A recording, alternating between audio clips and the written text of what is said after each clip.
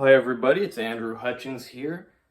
Still not a licensed physician, so don't take my word as the word of a licensed physician. And I'm not giving medical advice, just giving you medical information that already exists. It's fact. You don't say there's facts in science, it's just what experiments have shown.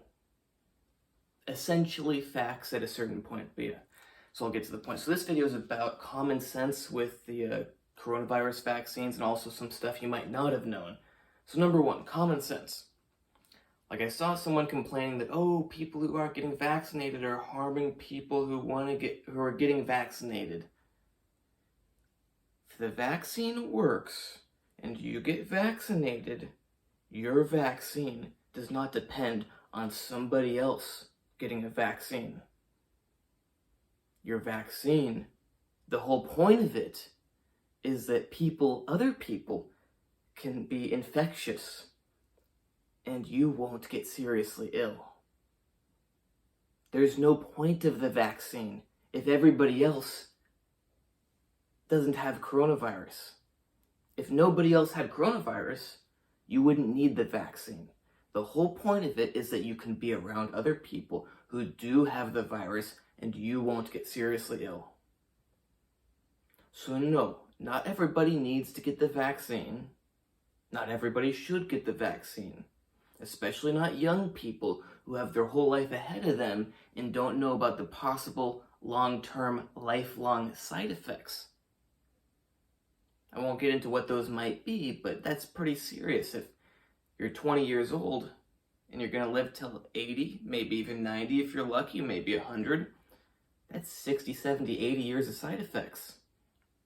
That could really screw your life up depending on what they are. So yeah, that's number one. Your protection with the vaccine does not depend on other people. And number two, which is kind of less known, sadly, number one is not very well known, apparently. Number two is that the vaccine does not prevent you from being infected. You still get infected, it's just that your body rapidly can mount a response.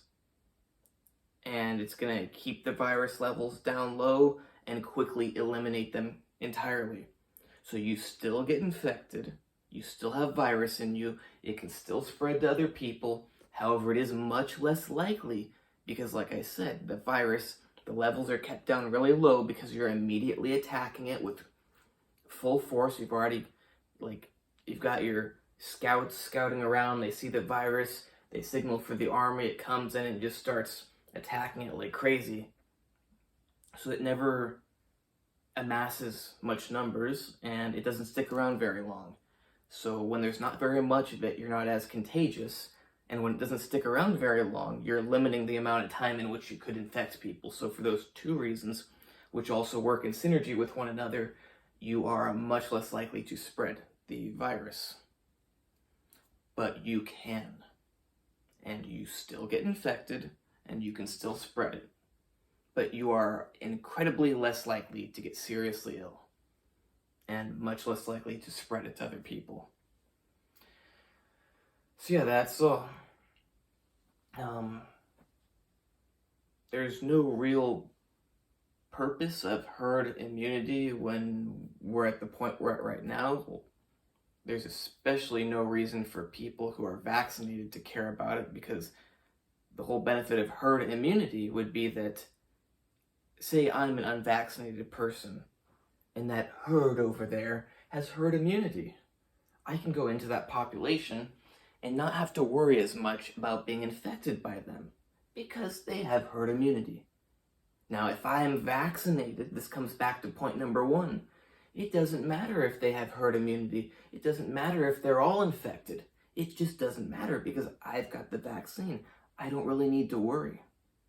So herd immunity really only matters for people who are not vaccinated. So if you're vaccinated, don't complain about there not being herd immunity.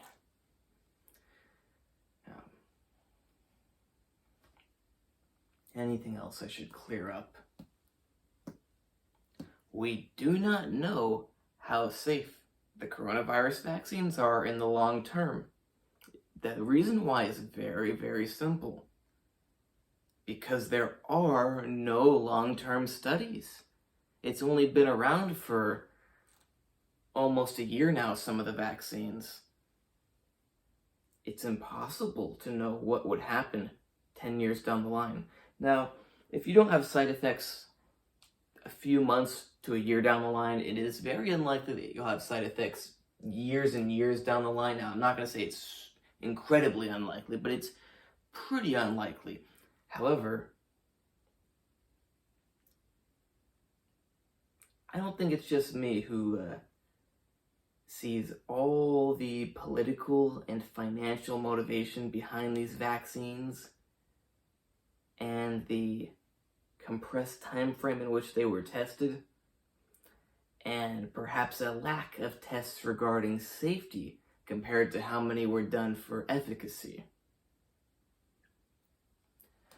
So there may be some side effects in the short term even that we're not finding out about. But yeah, point number one is that I think this is what I said for the first one. You being vaccinated does not depend, the efficacy of your vaccine does not depend on other people.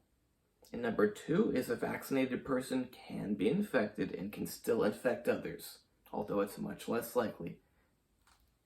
I hope you like this video. Check out my other videos and click on my icon because I've got like 200 plus videos. So if you just scroll on the side, you can't see them all. And you can hire me for training advice, consultations, plans, whatever. Same thing with diet and supplements, but not medical advice. That would be illegal, and I don't do illegal things because I don't want problems. I like having a nice, peaceful life without people trying to take away my freedom. I don't want to do illegal stuff and have my freedom taken away. But you can hire me to go out and find, whether it's on the internet or my brain, medical information to present to you, along with my non-licensed physician opinion. Check out my Instagram, natural_true_fitness. My website, which should be up very soon, is andrewhutchings.org, and my book on tendinitis is coming out as soon as I graduate my university, so that with certainty and with, because I wouldn't want to publish a book and it technically being untrue for like a month, that I have my degree. Doesn't really matter, but I'm going to wait until I graduate, and it will be true the day that I first get the book out that I do have the degree and what it's in and everything, because that will help sell more books, because people go, oh, a degree, you must know what he's talking about. Oh, no degree, you must not know what he's talking about. It's not like you magically know more the day you graduate versus the day before.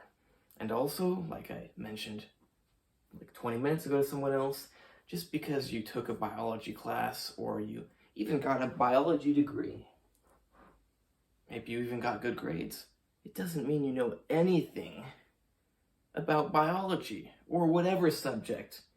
Memorizing facts does not mean that you're able to take those facts. Not facts. We call them facts because it's easier. But remember, I said that they're not actually facts. They're repeatedly shown observations from experiments. But let's just call them facts. There's a big difference between memorizing things and being able to make connections between things and come to good conclusions, and to use all that stuff to generate meaningful outcomes. A world of difference. Just memorizing it all does not mean anything, does not help anybody, doesn't help you, it doesn't do anything. There's no purpose of it. A computer can memorize all that stuff a lot better than you. But a computer can't come to good conclusions from it. At least not yet. A computer can't take it all and do beneficial stuff with it. But it can certainly store all that information, and way more than you. Way more accurately than you. There's nothing great about memorizing everything in all your books. Now, absorbing it into your brain and understanding the concepts so that when a problem presents itself to you, your brain just automatically pulls from different things and can solve a problem. That is beneficial.